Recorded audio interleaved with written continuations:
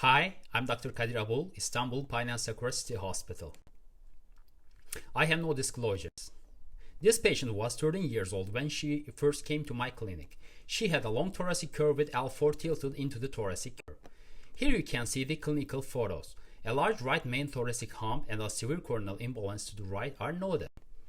Although it appears to be normokyphotic radiographically, thoracic hypokyphosis was evident clinically. You can see the radiographic images of this patient before she came to us. The patient also had a mild mental retardation. Brace and physical therapy were recommended to the patient at certain periods. However, due to the patient's non-compliance with the treatment, a progressive increase in the curvature was observed over time.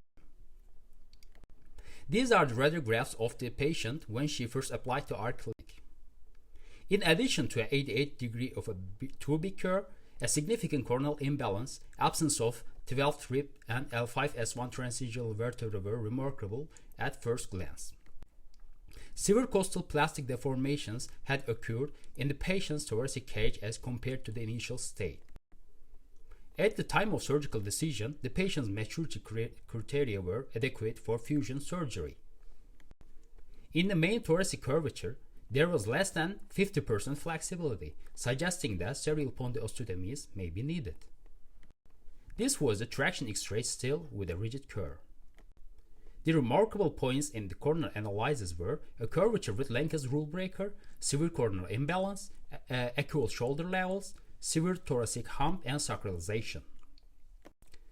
I use mostly the SurgiMap application for digital measurements.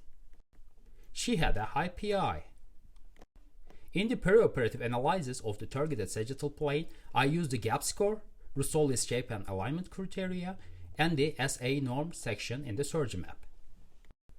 We can see the ideal road contouring here. Although I often analyze my case with the method used by Lug et al. In fusion selection, as a final decision this time, serial pondylostomies in the apex region and T3 to L3 levels were decided. The surgery performed without complications. First erect radiographs were like this. This time, a coronal imbalance to the left was noted in the first radiographs. But the situation improved in clinical and radiographic follow-up. We see the radiographic and clinic appearance in the postoperative third mount. And finally, the result of the second year of the cases seen. If we go back to the beginning of the story, there could have been different treatment options for each stage in which the radiographs of this case were taken. Distraction-based growth guidance and growth modulation techniques are available in non-fusion techniques. My personal preferences would be the conservative treatment when noticed in the first stage, non-fusion treatment options in the following period, with a gray zone for the non-fusion and fusion transition between 60 to 70 degree curves. And the posterior fusion would be the only choice for a curve beyond 70 degrees. And here is our warrior.